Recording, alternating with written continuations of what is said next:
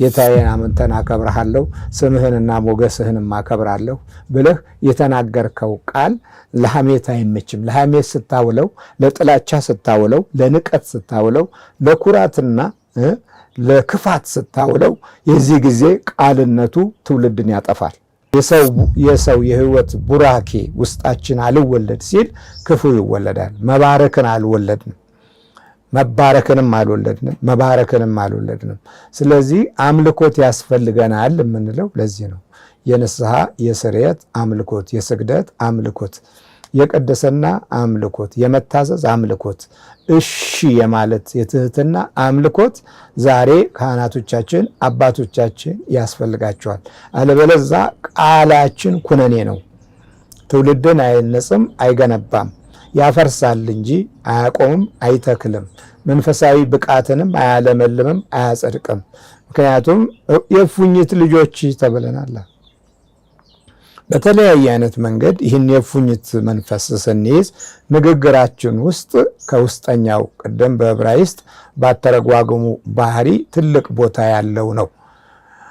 እንግዲህ የህይወት በር ነው። እኔ የህይወት በር መጣ ኋላ ዳሌጥ ደባር አይደለም ቃል በዕብራይስጥ ደባር ቃል ነው። ደባር ዳሌጥ ማለት እንግዲህ የህይወት በር ማለት ነው።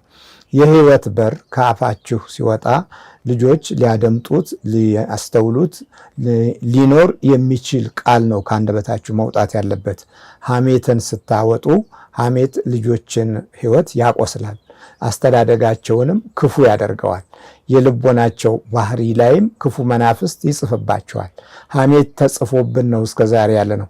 አገር አማን፣ ታሪክ አማን፣ ሃይማኖትን አማን፣ ቤተ ክርስቲያንን አማን፣ አባቶችን አማን። ሐሜቱ አልወጣልንም። አሁንም እያማን የወለድናቸው ልጆች አገር ጠሉ፣ ቤተ ክርስቲያንን ጠሉ፣ ሃይማኖትን ጠሉ፣ ታሪክን ጠሉ። ከዛ በኋላስ በቃ የጥላቻ ትውልድ አፈራን። የጥላቻ ትውልድ አፈራን። ምን ሆነ ታዲያ? እኛስ እናንተ የእፉኝት ልጆች፣ እኛም ምን ሆን? የእፉኝት ልጆች። ቋንቋችን በሙሉ ሐሜት ካልተቀላቀለበት አይጣፍጥም። ጥላቻን ካላወራን አይገነባም። ጥላቻን ክፉ ነገርን ለዛሬ ዕለት ካልገበር ነው በፍጹም እንቅልፍ አይወስደንም። አንዳንዱ ዝም ብሎ የማታ ማታ ይሳደባል፣ የማታ ማታ ክፉ ይናገራል። የማታ እንደው እኮ ቀኑን ሰላም ውሎ እኮ ስራ ላይ ውላችሁ ባልና ሚስቶች ስትገናኙ ሱስ ነውና የታባክ የታባሽ ድራሽ ሽጥፋ የታባክ ምን ልትሆን ነው? በቃ ይንቀልህ፣ ይግደልህ፣ ያፍዝህ፣ ያደንግዝህ ማለታችን አይቀርም። የማታ የማታ እንሳደባለን፣ የማታ የማታ እናማለን። እንግዲህ ምን ሆን ታዲያ? ምን ሆንክ ማለት ነው? እናንተ የእፉኝት ልጆች ክፉዎች ስትሆኑ መልካም ለመናገር እንዴት ትችላላችሁ? መልካም መናገር ምንድነው? ከአፍህ አንደበት ቡራኬ ይወጣል። ሰላም፣ ፍቅር፣ ትህትና፣ በጎነት፣ ቅንነትና ለትውልድ ሊሸጋገር የሚችል ምርቃት ይወጣል ከአፍ። ይሄ እንዲወጣ ነው የተወለድ ነው። ይሄ እንዲወጣ ነው አንደበት የተሰጠን እንጂ ምስጋና፣ የእግዚአብሔርን ግርማ ሞገስ የምንገልጽበት፣ ሰማያዊ ኃይል የምናስረዳበት፣ ሰማያዊ መንግስትን የምንማርበት ቃል እንዲሆን ነው የተሰጠን። የህይወት በር ነው ቃላችን። እግዚአብሔር ይሄንን ሲፈጥር አንደበታችንን ይሄን አፋችንን ሲፈጥር የህይወት በር አድርጎት ነው። ለምን እንናገራለን፣ እንበላለን፣ እንጠጣለን፣ እንኖራለን፣ እናወራለን። የምናወራው ታሪክ ነው ወይስ ክፋትን ነው? የምናወራው ተንኮልን ነው ወይስ ግብዝነት የተሞላበትን ሐሜትን ነው? ወይስ ዝም ብለን ጆከኞችና ቀልደኞች ነን? እንደዚህም ሆኖ አይለቅህም። ምንድነው ያ በባህሪህ ውስጥ ያለው ኃይል የሌሎችን ህይወት በተለያየ አይነት መንገድ የሚያይበት የእይታ ገጽታ በቃል ነው የሚተረጎመው። በቃል ስትተረጉመው አቤት ይህን ሰው እያልወደውም ትላለህ። ጥላቻን ነው የምትናገረው። ይህን ሰው እንዲሁ በቃ እኔ እንደ ውቃቢ አምላኬ ደስ አይለውም፣ ትከሻውም ይከብደኛል ትላለህ። በሚከብድህ መልኩ በመንፈሳዊነት አይደለም፣ ከጥላቻህ ነው የከበደህ። ብዙ ሰዎች ክፋት እኔ ይከብደኛል። ክፋታቸው ነው የከበደኝ እንጂ ተፈጥሯቸው አይደለም። ሥላሴ ፍጡር ናቸው። ግን በውስጣቸው ያለው የጠላት ኃይል ክፋትን ስለሚያሰራቸው፣ ክፉ ስለሚያወራቸው፣ ክፉ ባህሪያቸው ውስጥ ስለሚገልጽ፣ ሰይጣንም በአንደበትህ ውስጥ ራሱን አገልጋይ አድርጎ ስለሚይዝና ስለሚመርጥህ ይሄንን ለመቃወምና ለመቋቋም ከቃልህ የተነሳ ትጸድቃለህ። ጽድቅን በቃል ውስጥ ማኖር አስፈላጊ ነው። በቃል ውስጥ ጽድቅ ሲገለጽ ደግሞ ጽድቅ አቤት! ጽድቅ ማለት ከውስጥ ሕይወት ጀምሮ ወደ ውጭ የሚመጣ ብርሃናዊ የሆነ የመለኮታዊ ምስጢር የታከለበት የጽድቅ ቃል ልብ ውስጥ ተቀምጦ የሚኖር ከልብ የማይወጣ ላውጣ ብትለው የማይወጣ ሕሊናህን የሚገስጽና የሚወቅስ አእምሮን የሚያስተካክል የጽድቅ ቃል ቃልነት ውስጥ ምን ስላለ? እግዚአብሔር ስላለ፣ ሰማይ አምላክ ስላለ፣ የምስጋናው ምስጢር ስላለ፣ የአምልኮቱ እና የክብሩ ኃይል ስላለ ጌታዬን አምንተን አከብርሃለሁ ስምህንና ሞገስህንም አከብራለሁ ብለህ የተናገርከው ቃል ለሐሜት አይመችም። ለሐሜት ስታውለው፣ ለጥላቻ ስታውለው፣ ለንቀት ስታውለው፣ ለኩራትና ለክፋት ስታውለው የዚህ ጊዜ ቃልነቱ ትውልድን ያጠፋል፣ ትውልድን አይባርክም፣ የኩነኔ ቃል ይሆናል። እሺ በ60ው ዘመን የነበረው ትውልድ አብዛኛው ቃሉ ምንድን ነው ስንል ብዝበዛን፣ ጭቆናን፣ ፈላጭ ቆራጭነትን አጠፋን ብለን ነበረ። በብዝበዛው ላይ ብዝበዛ ጨመርን፣ በጭቆና ላይ ጭቆናን ጨመርን፣ በፈላጭ ቆራጭነት ላይ ፈላጭ ቆራጭነትን ጨመርን። ታዲያ የቱ ጋ ነው መፍትሄው? የተናገርነው ቃል ከእፉኝት ከሆነው ከዘራችን ከክፉ መንፈስ ጋር ነው። እናንተ እፉኝት ልጆች ክፉዎች ስትሆኑ መልካም ለመናገር እንዴት ትችላላችሁ? ክፉ ስትሆኑ እኮ ነው ያሉ። ደግሞ ክፉ ስትሆኑ፣ ክፋት በጣም አደገኛ የሆነ የጥፋት መንገድ ነው። ክፋት በሰው ልጅ ባህሪ ላይ ትልቅ ቦታ በሚይዝበት ጊዜ እጅግ በጣም የተወሳሰቡ ሁኔታዎችን ያመጣል። ክፋት በእግዚአብሔር ሕዝብ ታሪክ ውስጥ ትልቅ ጉዳት ነው። በጣም ትልቅ ጉዳት ነው። በመኝታቸው ላይ በደልን ለሚያስቡ ክፋትንም ለሚያደርጉ ወዮላቸው፣ ኃይል በእጃቸው ነውና ሲነጋ ይፈጽሙታል ይላል ትንቢተ ሚክያስ ምዕራፍ 2 ቁጥር 1 ላይ በመኝታቸው ላይ በደልን ለሚያስቡ ክፋትንም ለሚያደርጉ ወዮላቸው። በመኝታ ላይ ያጠነጠናቸው አብረውን ያደሩን ክፋቶች ምን ያደርጉናል? እናንተ የእፉኝት ልጆች ክፉዎች ስትሆኑ መልካም ለመናገር እንዴት ትችላላችሁ? በባህሪያችን ውስጥ ክፋት እያለ መልካም ብንመኝ አይደርስም። ልጆቻችንን እንኳ ለራሳችን በግል ባህሪያችን ውስጥ በግል ፍላጎታችን ከክፋት ጋር ኖረን ብንመርቃቸው እርግማን ነው የሚሆነው እንጂ አይደርስም። እየሰማችሁ ነው? አይደርስም። ከክፋት ርቃችሁ ስትጸልዩና ስታመልኩ ስትሰግዱ ነው ምርቃቱ እውነተኛ የሚሆነው። በሌላው ላይ ክፋት እየተመኘን ኑሮውን ጉስቁልናውን ኑሮ ወደ ጉስቁልና እንዲለወጥ እየተመኘን፣ እድገቱ ወደ ድህነት እንዲመጣ እየተመኘን፣ መጥገቡ ወደ ራብ እንዲለወጥ እየተመኘን እንዴት ነው እሱ? የ60ው ዘመን ትውልድ ነጥቆ መክበርን ቀምቶ ማደግን የለመደ ነበርና ድፍረት ከዛን ዘመን ጀምሮ ስለበዛ አልቀናንም። በመኝታቸው ላይ በደልን ለሚያስቡ ክፋትን ለሚያደርጉ ወዮላቸው፣ ኃይል በእጃቸው ነውና ሲነጋ ይፈጽሙታል። ሲነጋ ተናግረው ይፈጽሙታል። ሚክያስ እጃቸውን ለክፋት ያነሳሉ፣ አለቃውና ፈራጁ ጉቦን ይፈልጋሉ፣ ትልቁም ሰው እንደ ነፍሱ ምኞት ይናገራል፣ እንዲሁም ክፋትን ይጎነጉናሉ ይላል ሚክያስ 7 ቁጥር 3 ላይ ክፋትን ይጎነጉናሉ። እንዲህ ባለ ሁኔታ ውስጥ እንናገር ብንል ምንድን ነው የሚያምርብን?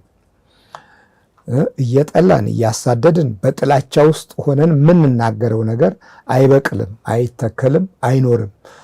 በቃል ውስጥ መኖርን እኮ በኢየሱስ ክርስቶስ በድንግል ማርያም አሳይቶናል። ቃል ሕያው የሆነው ቃል እኮ ነው ኖሮ ተገልጦ የተወለደው። መኖርን አሳየን። በቃሉ በኩል መራን። በቃሉ በኩል እንደገና ሰው ሆኖ ታየን። በቃሉ በኩል ደግሞ አሁን ተናገረን፣ አስተማረን። ያስተማረን ኢየሱስ ክርስቶስ ቃል ነበረ። አየህ፣ ያን ቃል ነው አክብረህ በሕይወትህ የምትይዘው። እንዳትሰርቅ፣ እንዳትዋሽ፣ እንዳታታልል፣ ክፉ የሆኑ ሐሳቦችን በቃል ውስጥ እንዳታወጣ የሚያገዝህ እኮ ቃለ እግዚአብሔርን በባህሪ ውስጥ ስታኖረው ነው። የቃለ እግዚአብሔር ምስጢር ደግሞ ኩነኔውንና እውነቱን፣ ጽድቅንና ጨለማውን፣ ብርሃንንና ውጋጋኑን የምታየው በቃል ውስጥ ያለውን እውነት ስትረዳ ነው። ስለዚህ እጃቸውን ለክፋት ያነሳሉ። አለቃውና ፈራጁ ጉቦን ይፈልጋሉ። ትልቁም ሰው እንደ ነፍሱ ምኞት ይናገራል። እንደ ነፍሱ ምኞት በራሱ በቃ ምኞት ውስጡ ያለውን ክፉ ኃይል እሱን ነው የሚያደምጠው። እንደ ነፍሱ ምኞት ይናገራል። እንዲሁም ክፋትን ይጎነጉናሉ። በቃል ውስጥ መጎንጎን፣ እንዲሁ ከሜዳ ተነስቶ መጥላት፣ ከሜዳ ተነስቶ ሐሜት፣ ከሜዳ ተነስቶ ጥላቻ ማስፋፋት።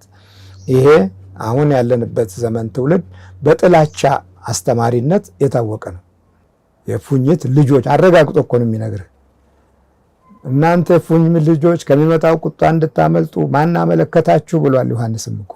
የእባብ ዘሮች አላቸው እና ከሚመጣው ቁጣ እንድትሽሹ ማን አመለከታችሁ? ውስጣቸው ያለው ሲታይ ነው። ጌታም ይህንኑ ቃል ደገመው። ከዮሐንስ ቀጥሎ ይህን ቃል ሲናገር እናንተ የፉኝት ልጆች ክፉ ስትሆኑ መልካም ለመናገር እንዴት ትችላላችሁ?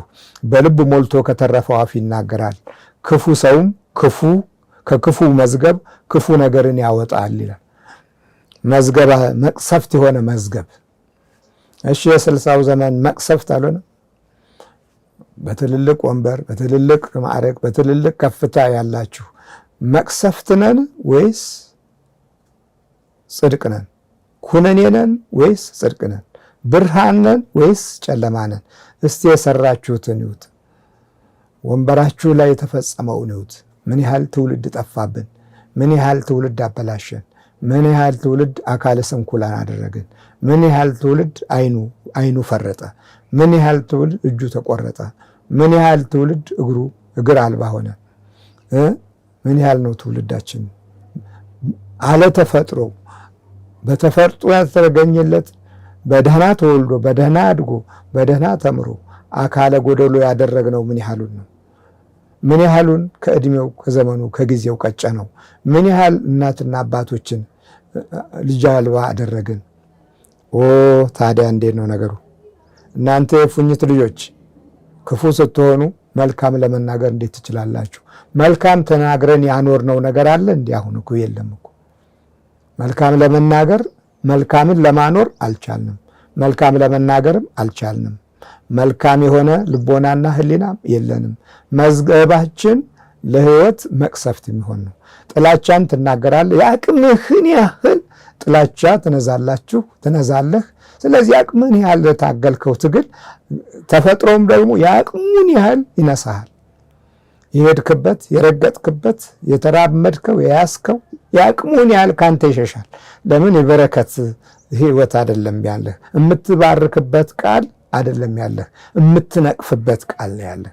ስለዚህ በነቀፌታ ውስጥ መዝገብህ መቅሰፍት ነው፣ ሐሳብህም መቅሰፍት ነው፣ ቃልህም መቅሰፍት ነው። ለዚህ እንዲህ አለ፣ እጃቸውን ለክፋት ያነሳሉ፣ አለቃውና ፈራጁ ጉቦን ይፈልጋሉ። ትልቁም ሰው እንደ ነፍሱ ምኞት ይናገራል፣ እንዲሁም ክፋትን ይጎነጉናሉ አለ። ክፋቶች ተደረማምረው መገለጫቸው በቃል ውስጥ ነው፣ መውጫው ቃል ውስጥ ነው። ያሳለፍናቸው ርዕዮተ ዓለሞች አብዛኛው የተዋጁት ከክፋትና ከግፍ ሴራና ከተንኮል ጋር ነው። በመሆኑም ምድራችንን ለበረከት እንዳትበቃ ታግሏል። ሕይወትህን ይታገልሃል። መልሶ ደግሞ ያው ታግሎህ እንደገና ወደማይኖርና ወደሚረገም ታሪክ እንዲቀየር ግድ ይሆናል። ለክፉ እየኖርን ክፉ እየተናገርን እንቆያለን። ለክፉ መኖር፣ ለሐሜት መኖር፣ ለጥላቻ መኖር፣ ለክስ መኖር፣ ለተቃውሞ መኖር። እንዲህ እኮ የሚኖሩ አሉ። በቃ ውስጡ በቃ ገና ሲያይህ በውስጥ ያጉረመርማሉ። አንደበታቸው፣ ባህሪያቸው፣ ገጽታቸው ማጥላላት ነው። የጥላቻ መንፈስን መንዛት ነው። ስለዚህ የኩነኔ ቃሎች በሕይወታችን ውስጥ ትልቅ ቦታ አለው። ቃሎቻችንን በጥንቃቄ ስላልያዝን ልጆቻችንም ይህንን ሐሜት ተከትለው የሐሜት ጦርነት ውስጥ፣ የሐሜት ነገር ውስጥ፣ የሐሜት ጥላቻ ውስጥ፣ የሐሜት ትንቅንቅ ውስጥ ገብተው መስማማትን፣ መዋደድን፣ መፋቀርን የማያዩና የማያሳዩ የምድር ሲኦሎች ይሆናሉ። ዛሬ ትውልዳችን ሲኦል ሆኗል። እዚሁ በአካል ሲኦል፣ በነገር ሲኦል፣ በሐሳብ ሲኦል ውስጥ ይዋኛል። ነገኑ እየገባህ ነው። ግን ከቃልህ የተነሳ ትጸድቃለህ፣ ከቃልህም የተነሳ ትኮነናለህ። ኩነኔውን እዚሁ ታየዋለህ። ስለዚህ ሀይብ ኩነኔ ቤት አላት። የምትሄደው ወደ ሲኦል ነው፣ ወደ ጨለማው ቤት ነው። ሀይብ ኩነኔ ማለት ነው። ጼዴቅ ራሷ ጼዴቅ የምትለዋ ራሷ ሌላ ትርጉም ሰፊ የሆነ መለኮታዊ አጋዥነትን የምታሳይ ምስጢር አላት። ጼዴቅ ጽድቅ የሚለው ነው። ከቃልህ የተነሳ ትጸድቃለህ፣ ከቃልህ የተነሳ ትኮነናለህ። ስለዚህ ቃሎቻችን በትውልድ ውስጥ የሚኖሩ ቃሎች የሉንም። በዚህ በ60 ዓመት ያሉት ትውልዶች የአባቶቻቸውን ቃሎች የያዙ አንድ ትውልድ የለም። የአባቱን ቃል የያዘ ትውልድ የለም። አሁንም የተወለደው የአባቱን ቃል የሚሰማ ቃል ያለው አይደለም። ቃሉ ከውጭ የሚይዝ ነው። ከውጭ የሚሸከመው ቃል ነው ያለው። ከውጭ የተሸከመውን ወደ ቤቱ ዘገባና አንዴ ሲለቅብህ በረከትህንም፣ ሰላምህንም፣ መንፈስህንም፣ ክብርህንም፣ ጸጋህንም፣ ሞገስህንም ትንሽ ትንሽ ካለ እኮ ያንኑ ትንሹን የሚያባረር ነው። ቃላችን ሽፍታ ቃል ነው። ቃላችን ድሪቱ የበዛበት ቃል ነው። ቃላችን የጨለማ ቃል ነው። ምክንያቱም ውስጣችን በጠላት እጅ የተያዘ ነው። አልተያዝኩም ትላለህ፣ ተይዘሃል። ባትያዝ ኖሮ ይሄ ዘመን ይመጣ ነበረ። አንተ የምትፎክረው በቤተ እግዚአብሔር ውስጥ ግንፍል ብላችሁ የወጣችሁ ትውልዶች በአንድ ዘመን የርዕዮተ ዓለም መጋሸብ ያገኛችሁ፣ በክህደት ጊዜ የተወለዳችሁ ግን አልካድንም ብላችሁ በቤተ እግዚአብሔር የምታስግዱ፣ በቤተ እግዚአብሔር ቁጭ ብላችሁ የመናፍስት ደባን የምታቀሉ፣ ለደባው የምታግዙ፣ ክፉን የምትደግፉ፣ ለክፋት እንዲኖር፣ ክፋት ሀብት እንዲሆን፣ ክፋት ትውልድ እንዲሆን፣ ክፋት ርስት እንዲሆን፣ ክፋት ውርስ እንዲሆን የምትረዱ እናንተ፣ ሰይጣን ሲወጣ የማትወዱት እናንተ፣ አባታችሁ እፉኝት ነው። እግዚአብሔር ምሕረቱን ያብዛላችሁ። መቼም አሜን አትሉም። በዚህ አሜንታ ውስጥ የላችሁበትም። አባታችሁ እዚህ ይሰደባል፣ አባታችሁ እዚህ ይወቀሳል፣ አባታችሁ እዚህ ይገሰጻል፣ አባታችሁ እዚህ ክፉ መሆኑ ይነገራል። ስለዚህ እናንተ በእውነት ወንጌል የምትሰሙ ግን ትውልዳችን እናንተ የእፉኝት ልጆች ክፉዎች ስትሆኑ መልካም ለመናገር እንዴት ትችላላችሁ? ሐሜትን በለመደ ሕሊና ውስጥ የምትኖሩ እንዴት መልካም ለመናገር ትችላላችሁ? በስብከት ውስጥ ጥላቻን የምታስተጋቡ፣ ወንድምን የምትገፉ፣ ክፉ መናፍስት ጋር የሚደረግ ትግልን የምታጥላሉ እናንተ የክፋት የእፉኝት ልጆች ዘራችሁ ስለተነካ ስለሆነ መልካም እንዴት መናገር ትችላላችሁ? አይቻልም። ኩነኔ ናችሁ ራሳችሁ። ለምን? እዚህ ኩነኔ ነው ቃላችሁ፣ ኩነኔ ህይወታችሁ ኩነኔ ነው ብሏል። ከህይወት የሚወጣው ቃል ኩነኔ ነው ራሱ። በቤተ እግዚአብሔር ቁጭ ብላችሁ ሚዲያ ተመቸም ብላችሁ በሰው ህይወት ላይ ጣልቃ ገብታችሁ ኃጢአት በኃጢአት ላይ የምትደርቡ፣ ክፋት በክፋት ላይ የምትጎናጸፉ የአረመኔው ትውልድ መንፈሳዊ አረማውያኖቹ እናንተ የእፉኝት ልጆች ክፉ ስትሆኑ መልካም ለመናገር እንዴት ትችላላችሁ? አትችሉም።